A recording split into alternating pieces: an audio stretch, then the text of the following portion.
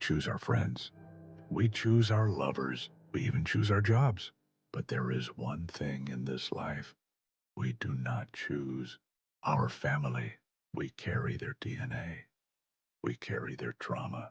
And sometimes we carry their curses. Welcome to Chapter Yod. This is a story about a house where the walls are lined with secrets and the blood running through the veins of the children belongs to a king of hell. Warning: this story is not for the faint of heart. It is disturbing. It is cruel, and it is inescapable. The Graham family lived in a large wooden house tucked away in the forest of Utah. From the outside, it looked grand, but from the inside, it felt staged. Annie Graham, the mother, was an artist. She built miniature dioramas, tiny, perfect replicas of houses and rooms. She spent her days looming over these tiny dolls, moving them around like a god controlling her subjects. She didn't realize that she was being watched from above. 2. The story begins with a funeral. Ellen, Annie's mother, had died. Ellen was a secretive woman. She had terrified people. She had strange friends, and she was obsessed, uncomfortably obsessed with her granddaughter, Charlie. Charlie was a strange 13-year-old girl. She didn't speak much. She didn't cry at the funeral. Instead, she sat in her treehouse, cutting the heads off dead pigeons and keeping them in her pocket. She had a tick, a sound she made with her tongue. Click. It was a sound that would soon haunt the family forever. After the funeral, the atmosphere in the house shifted. Annie tried to move on, but she found a note in one of her mother's books. Our sacrifice will pale in comparison to the rewards. Love, mother. Sacrifice? What sacrifice? Annie brushed it off as the ramblings of a dying woman. But then the grave was desecrated. The cemetery called to say Ellen's body had been dug up. Her corpse was missing. The horror truly began on a Friday night.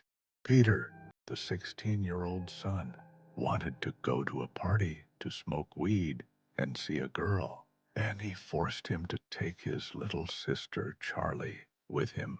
Charlie didn't want to go. She just wanted to eat chocolate.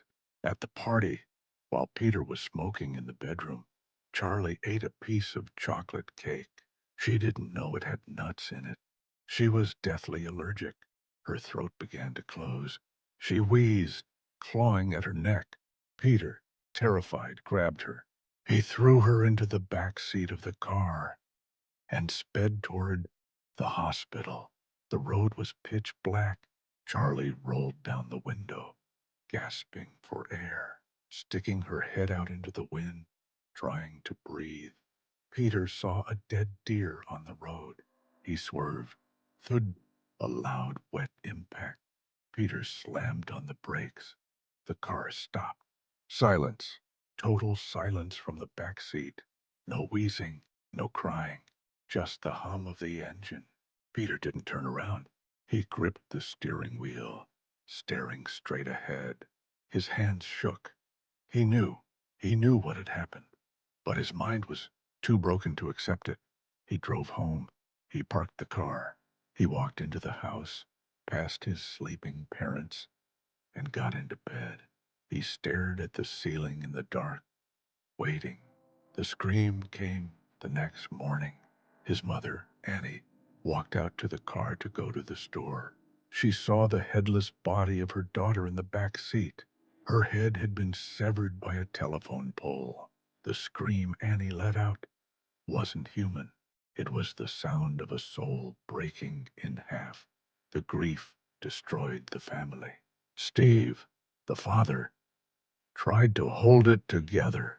Peter lived in a state of zombie-like shock, guilt eating him alive. Annie went insane. She couldn't sleep. She slept in the treehouse where Charlie used to play. Desperate for answers, Annie met a woman named Joan at a grief support group. Joan was kind. She was motherly. "I can show you how to talk to her," Joan whispered. "I can show you how to bring Charlie back." Annie was skeptical, but her grief was stronger than her logic. She went to Joan's apartment. Joan performed a seance. The table shook. The glass moved. A voice spoke. Annie was hooked. She ran home, waking up her husband and terrified son. "We have to do it," she screamed. "We can talk to Charlie." Steve refused, but Annie forced them to the table. She began the chant, Satani, Zazaz. Suddenly, the room temperature dropped. The candle flame shot up 3 feet high. And then Annie's face changed. Her jaw went slack. Her voice dropped an octave. "Mom," she whispered. But it wasn't Annie. It was Charlie. "It hurts," the voice croaked. "My throat hurts." Peter screamed, backing into the corner. "Stop it, stop it." Steve threw water on Annie's face. She woke up gasping, traumatized. She didn't remember anything, but they had opened a door, and something had walked through. The house was no longer safe. Peter started seeing things in the reflection of his classroom glass. He saw himself smiling. When he wasn't smiling, he heard the sound everywhere. Click. One day in class, Peter's hand shot up in the air against his will. His face contorted. He slammed his face into his desk, smashing his own nose, blood spraying everywhere. He was being possessed. Meanwhile, Annie searched through her dead mother's boxes. She found a photo album. The photos showed her mother, Ellen, dressed in white robes, standing with Joan, standing with large groups of people. They were pouring coins over a baby. They were drawing symbols on the floor. And then she found the book. A book about a demon named King Paimon.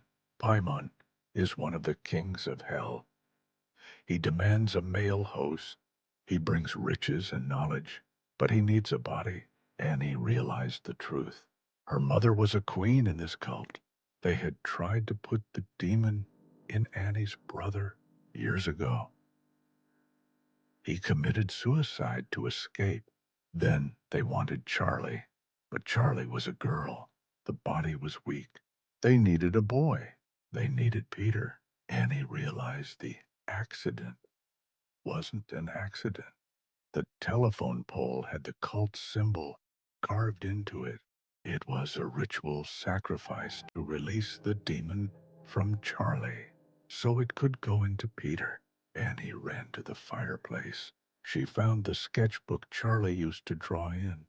"We have to burn it," she told Steve. "If I burn the book, the link breaks."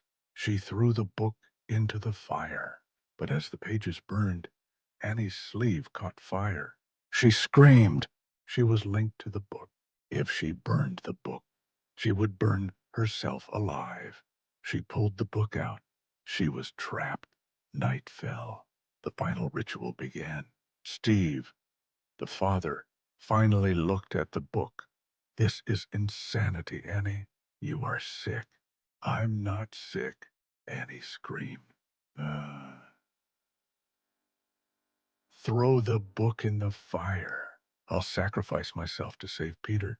Steve refused, so Annie grabbed the book. She threw it into the flames, but Annie didn't burn. Steve did, in an instant. Steve burst into flames, burning to a crisp in seconds. Annie froze. The demon Paimon had fully taken over her body. Her face went blank. She didn't scream. She just looked at Peter and smiled. Peter woke up in his bed.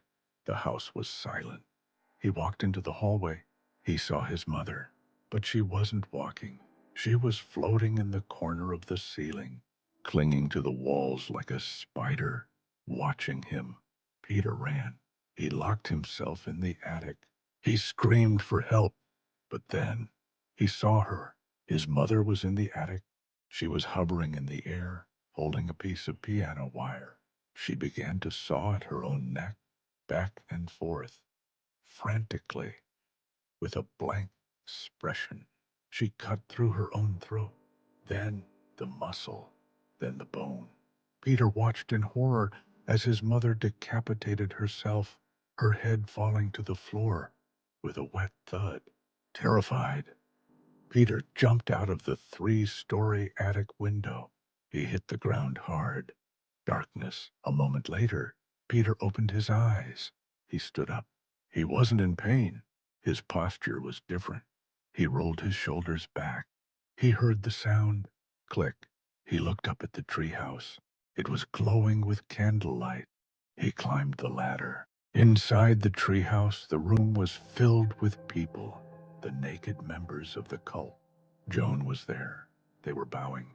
At the back of the room stood a mannequin. It had Charlie's severed head sitting on top of it. A golden crown was placed on her rotting head. Peter walked in. He didn't speak. Joan took the crown off Charlie's head and placed it on Peter's head. "You are Paimon," she whispered, "one of the 8 kings of hell. We have corrected your first female body and given you this healthy male host. We reject the Trinity and pray to you, great Paimon. Give us your knowledge." The cult members bowed. "Hail, Paimon! Hail, Paimon!" The boy who used to be Peter looked at them. His eyes were cold, empty. He was gone. The family was gone. The ritual was complete. There are no survivors in this story. No escape. Because you can run from a ghost. You can run from a killer. But you cannot run from your own blood. This was Chapter 03. Check your family tree before it checks you. Make sure to press the bell icon to not miss out. Next chapter. See you in the next story.